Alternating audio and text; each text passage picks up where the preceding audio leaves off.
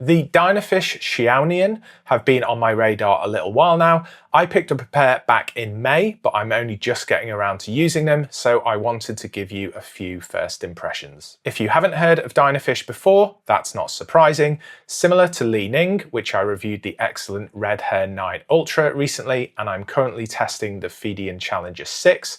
They are a Chinese brand shoe that may not be on your radar unless you are actively digging around the more obscure end of the running shoe market. Getting hold of them requires going down similar routes to Li-Ning, such as AliExpress.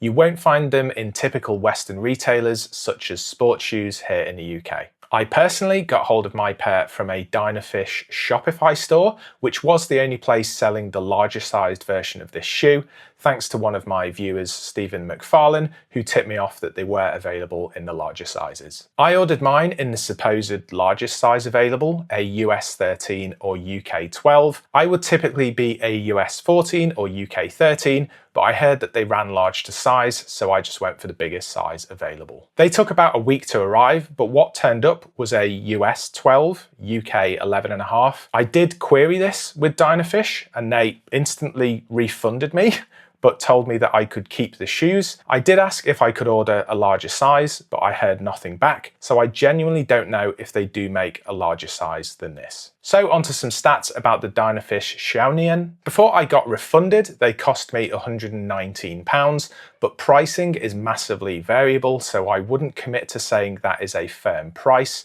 Since I've got mine, I've seen them cheaper and more expensive, but on the Shopify store, they seem quite fixed at £118, £119 in the triple white or triple black colourway, but they do currently have a slightly different colourway available for £94. They weigh a quite staggeringly light 234 grams in my US 12, UK 11.5. Now I know these are maybe a size down from my usual sizing, but these are the lightest shoe I've ever had in my collection by 40 grams. And that includes the Asics Mega Blast and the Adidas Evo SL, both of which I no longer have, and the Hoka Rocket X3, which I do still have. The upper is called Dynaknit and is a engineered mesh woven fabric, not dissimilar to that on the Li-Ning Red Hair Ultra 9, but with a wider weave in places to enhance breathability. The tongue is gusseted and actually has a nice level of cushioning, which given the weight is a real surprise. They use a TPEE Supercritical midsole foam called A19 from manufacturer DMN,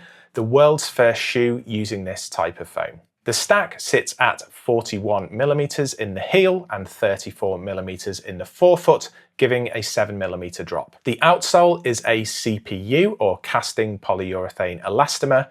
This is a lightweight polymer, which is also on the rear part of my Adidas Dropset Pro, which they call Light Traction.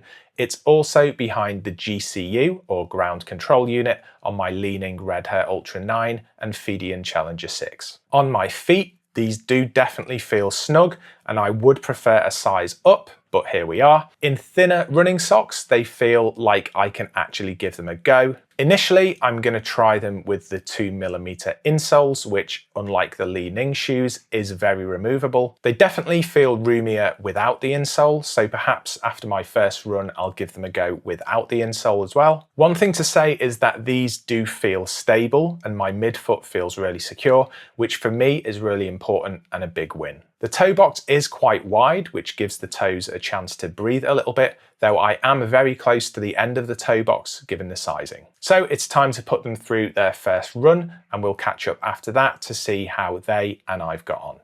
First run in the Dynafishes is done, and it was a good session for a first run because it was a mass test. So not a mass test, a mass test, maximal aerobic speed. So for 30 minutes I ran at a slow pace for me, which is around 5:40, 5:45, then broke into 6 minutes as fast as I could go for 6 minutes, and then there was 10 minutes at the end. So my 6 minute fast split, I won't face that way because you can't see my face, was around 3:55 pace, I think, which for me at the moment is fast. So the shoes have, as you've heard in the intro, they've got a heel stack of 41, toe stack of 33, 7mm stack. There's no plate in them. They were fantastic, actually. They have a nice rocker.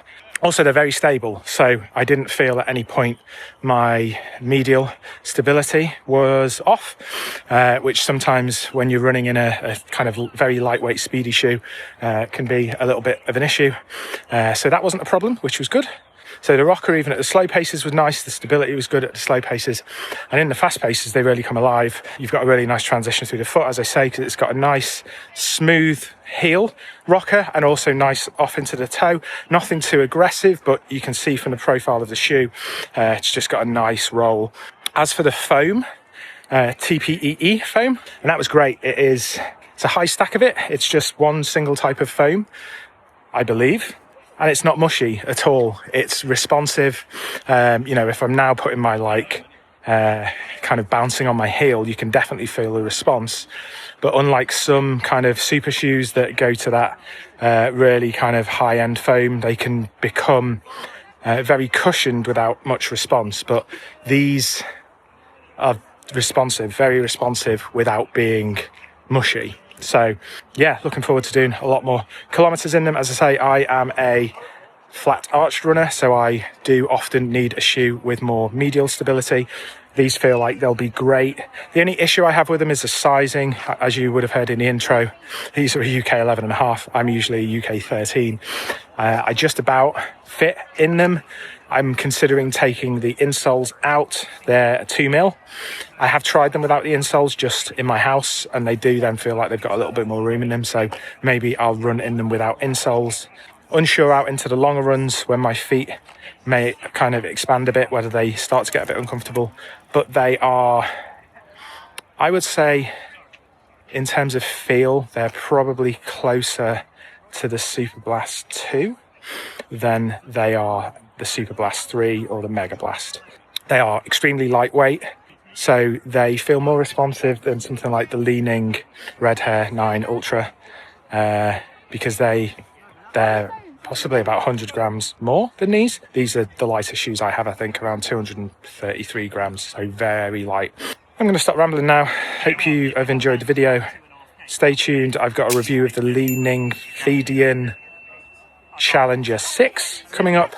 I'll have a full review of the Adidas Drop Set Pro. I've done a first impressions. There'll be a fuller review of these when I've whacked on some more kilometers in them. And yeah, I'll see you next time. See ya.